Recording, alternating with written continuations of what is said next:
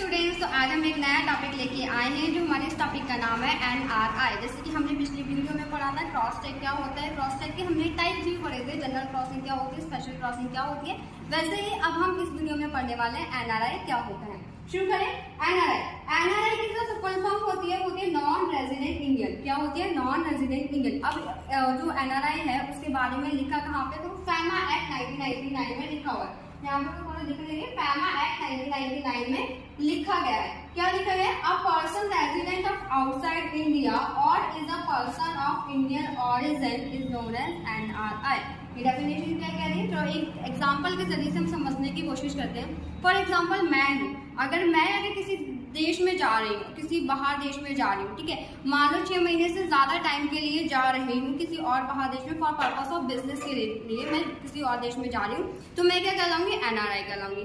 अगर मैं 2 दिन के लिए जा रही हूँ या फिर 2 महीने के लिए जा रही हूँ या फिर मैं 5 महीने के लिए जा रही हूँ, तो मैं NRI नहीं कहलाऊंगी। मान लो कि हम लोग घूमने के लिए चले गए, तो क्या मैं NRI हो जाऊंगी? नहीं, NRI नहीं होगी। अगर मैं 6 महीने से ज्यादा टाइम के लिए जा रही हूँ, जैसे कि लोग पढ़ने के लिए चले जाते हैं या फिर बिजनेस पर्पस के लिए चले जाते हैं 6 महीने से ज्यादा टाइम पीरियड के लिए, तो हम उन्हें क्या कहते हैं? NRI पर्सन कहते हैं। इंडिया से बाहर जो लोग जा रहे हैं 6 महीने के लिए।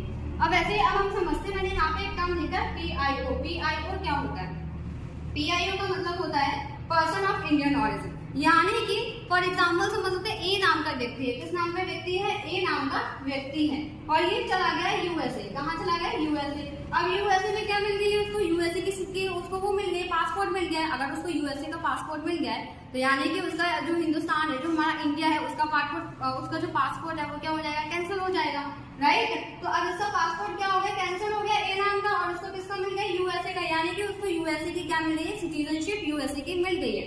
अब उसको अगर ये पहले तो वो रहा तो इंडिया में रहा था ना, तो अब इसको क्या मिल जाएगा? PIO। क्या मिल जाएगा? PIO नाम का एक कार्ड मिल जाएगा। अब वो हमारे इंडिया में आ सकता है PIO के जरिए, ठीक है। तो ये क्या होता है हमारा PIO। आई होप कि आपको समझ आया होगा कि NRI क्या होता है, PIO क्या होता है। अब देखो NRI जो ये टॉपिक है वो बैंकिंग जो आप इंटरव्यू देने के लिए जा रहे हैं प्राइवेट सेक्टर में, तो ये बहुत ज्यादा इंपॉर्टेंट टॉपिक है। वहाँ पे NRI के बारे में जरूर पूछा जाता है और कभी कभार PIO के बारे में पूछ लेते हैं।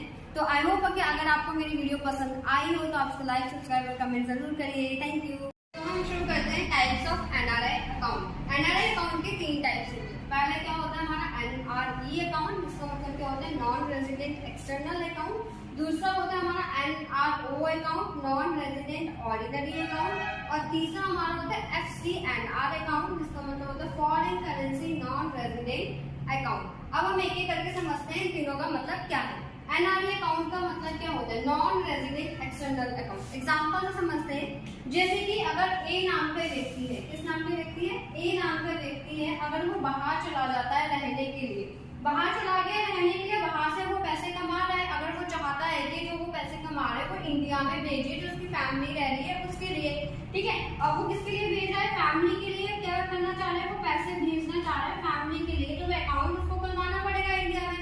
तो इंडिया में उसको अकाउंट खुलवाने के लिए तो उसको कौन सा अकाउंट खुलवाना पड़ेगा? NRE account, non resident external account उसको क्या करवाना पड़ेगा? खुलवाना पड़ेगा। ओके, तो इसमें कौन सी मनी डिपॉजिट होगी? फॉरेन करेंसी क्या होगी इसके अंदर डिपॉजिट होगी, क्योंकि ये बाहर है, बाहर की फॉरेन करेंसी डिपॉजिट करवाएगा, राइट। तो ये कौन सा अकाउंट होता है हमारा? NRE account. नेक्स्ट हम पढ़ते हैं NRO अकाउंट क्या होता है? Non resident ordinary account. इसका मतलब क्या होता है? अब जैसे मान लो ये A नाम का व्यक्ति है, वापस हम ले लेते हैं, जो हमारा A नाम का व्यक्ति है, ओके।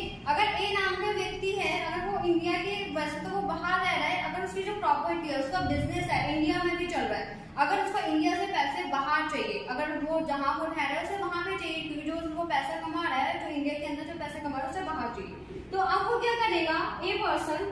तो वो बोलेगा कि मेरे पास पैसे भिजवाओ। अगर उसके पास हम पैसे भिजवाएंगे तो हमारे इंडियन करेंसी में ही जाएगी वो अमाउंट, हुआ इंडियन करेंसी में ही अमाउंट जाएगी, तो कौन सा अकाउंट खुलवाएगा? NRO अकाउंट को खुलवाएगा, नॉन रेजिडेंट ऑर्डिनरी अकाउंट। जो भी वो पैसा कमा रहा है वो किसमें भिजवाएगा? इंडियन करेंसी में उसके अकाउंट में डिपॉजिट होगा, तब वो बाहर जाएगा। अब हमारा जो तीसरा अकाउंट है foreign currency non resident account. इसका मतलब क्या है? अगर वो एक ऐसा अकाउंट जिसके अंदर वो क्या करना चाहता है? फॉरेन करेंसी में ही अपनी अमाउंट डिपॉजिट कराना चाहता है, वो कन्वर्ट नहीं करना चाहता इंडियन करेंसी में। वो चाहता है कि जो भी मैं पैसे कमा रहा हूँ वो मेरे फॉरेन करेंसी में ही डिपॉजिट रहे, जो भी उसने कमाया है उस करेंसी में ही कर रहे हैं वो डिपॉजिट है। तो वो कौन सा अकाउंट खोलेगा? FCNR account, foreign currency non resident account वो खोलेगा। तो अब हमने इस वीडियो में पढ़ा है टाइप्स ऑफ NRI अकाउंट, जो कि हमारे 3 तरीके के होते हैं। हमने इन तीनों के मतलब भी समझ लिए हैं। अब हम इन दोनों के बीच में डिफरेंस बिटवीन देखेंगे कि NRI और NRO के बीच में डिफरेंस बिटवीन क्या है। तो NRI NRO के बीच में डिफरेंस बिटवीन जानना बहुत ज्यादा जरूरी है, क्योंकि ये मोस्ट इंपॉर्टेंट है। अगर आप कहीं भी प्राइवेट सेक्टर में अगर जॉब लेना चाहते हैं तो इंटरव्यू में आपसे NRI और NRO के जो डिफरेंस बिटवीन है वो जरूर ही पूछे जाएंगे। तो NRI और NRO के जो डिफरेंस बिटवीन है वो हम अगली वीडियो में लेके आएंगे। अगर आपको ये तीनों समझ में आए हो, अगर आपको हमारी वीडियो अच्छी लगे तो लाइक, कमेंट और सब्सक्राइब जरूर करिएगा।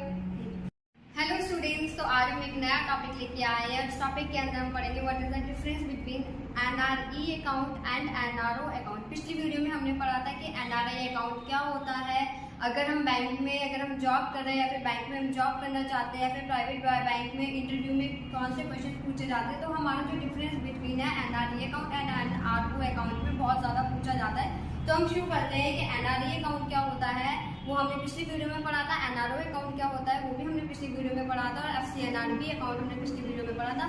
इस वीडियो में हम पढ़ेंगे डिफरेंस बिटवीन। तो शुरू करें। NRE account and NRO account में डिफरेंस बिटवीन, सबसे पहले जो NRE अकाउंट होता है वो स्टैंड्स फॉर किसमें होता है? Non resident external account, non resident external account.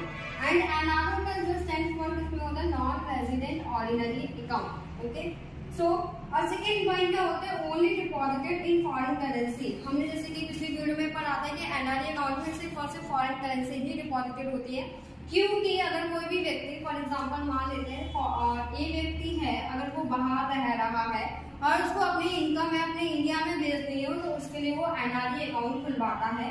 तो उससे कौन से प्लेस में डिपॉजिट होगी? वो फॉरेन करेंसी में ही हमारी डिपॉजिट होगी। अब सेकेंड आता है हमारा NRO अकाउंट। अगर यही व्यक्ति अगर बाहर रह रहा है, इंडिया के बाहर रह रहा है और उसका बिजनेस इंडिया में भी चल रहा है, और जो इंडिया में जो पैसे जो उसका बिजनेस चल रहा है वो अपने यहाँ पे अपने अकाउंट में पैसे, उसको भी पैसे चाहिए, तो इसके लिए वो किस में डिपॉजिट करवाएगा? इंडियन करेंसी में भी करवा सकता है, फॉरेन करेंसी में भी करवा सकता है। देखो वैसे तो हम इंडियन करेंसी में ही करवाएंगे नॉर्मली, लेकिन अगर कोई भी व्यक्ति अगर फॉरेन करेंसी में डिपॉजिट करवाना चाहता है तो उसके लिए कोई स्पेशल रिस्ट्रिक्शंस नहीं है कि तुम नहीं करवा सकते हो, हम करवा सकते हैं। लेकिन मोस्टली तो हम इंडियन करेंसी में ही करवाते हैं, क्योंकि हमारे जो इंडिया है उसके अंदर हमारी इंडियन करेंसी ही चलती है। तो हमारा जो थर्ड पॉइंट आता है, इट इज अ फुली डिपार्टेबल। डिपार्टेबल का मतलब होता है कि हम बाहर निकाल सकते हैं, यानी कि अगर मुझे NRE अकाउंट से अगर मुझे पैसे निकालने हो सारे एक साथ, तो मैं क्या कर सकती हूँ? उस पर एक साथ अपने सारे पैसे निकाल सकती हूँ। उसके ऊपर कोई भी रिस्ट्रिक्शंस नहीं है, मुझे कोई भी टैक्स पे नहीं करना होता है। लेकिन हमारा जो NRO अकाउंट है उसमें क्या कर सकते हैं? उसमें क्या है? रिस्ट्रिक्शंस लगी हुई है कि मैं जो जितना भी प्रिंसिपल अमाउंट है वो मैं एक साथ बाहर नहीं निकाल सकती। क्यों नहीं निकाल सकते? क्योंकि जो हम इसलिए नहीं निकाल सकते हैं इसके अंदर, क्योंकि ये हमारी फॉरेन करेंसी में डिपॉजिटेड होती है। हम कितना सिर्फ इसके अंदर पैसा निकाल सकते हैं? तो वो हम निकाल सकते हैं $1 मिलियन अमाउंट ही हम क्या कर सकते हैं इसके अंदर निकाल सकते हैं। उसके लिए भी मुझे 2 फॉर्म भरने पड़ते हैं, जिसके एक होता है 15CA और एक होता है हमारा 15CB। ओके, 15CA जो फॉर्म है आपको ऑनलाइन फिल करना होता है, लेकिन जो 15CB फॉर्म है वो मुझे CA के द्वारा फिल करवाना पड़ता है इस अमाउंट को निकालने के लिए। लेकिन जो इसमें जो इंटरेस्ट है, इंटरेस्ट क्या होता है? फुली डिपार्टेबल होता है। इंटरेस्ट के ऊपर मुझे कोई भी टैक्स पे नहीं करना पड़ता। और वैसे ही NRE के अंदर भी एक पॉइंट आता है जिसमें आता है TDS। ठीक है, TDS। ठीक है, TDS के अंदर क्या होता है? इसकी जो TDS क्या होता है? सबसे पहले TDS यानी कि जो इंटरेस्ट के ऊपर टैक्स लगता है, इसमें भी फुली डिपार्टेबल होता है, इसमें भी फुली डिपार्टेबल होता है। हम दोनों में क्या कर सकते हैं? पैसे बाहर निकाल सकते हैं। इंटरेस्ट वाला उसके ऊपर कोई टैक्स हमें पे नहीं करना पड़ता। लेकिन जो हमारा प्रिंसिपल अकाउंट है NRE में क्या होता है? फुली डिपार्टेबल होता है, लेकिन NRO में क्या होता है? मुझे क्या करना पड़ता है? सिर्फ उस पर रिस्ट्रिक्शंस लगी है। मैं एक साल के अंदर, एक फाइनेंशियल ईयर के अंदर मैं सिर्फ $1 मिलियन अमाउंट ही निकाल सकती हूँ। ओके, उसके लिए भी मुझे 2 फॉर्म भरने पड़ते हैं, एक 15CA और एक 15CB। अब NRE के अंदर मुझे डेबिट कार्ड मिलता है, NRO के अंदर मुझे डेबिट कार्ड मिल भी सकता है। ओके, सो हमारे ये डिफरेंस बिटवीन है हमारे NRE एंड NRO की।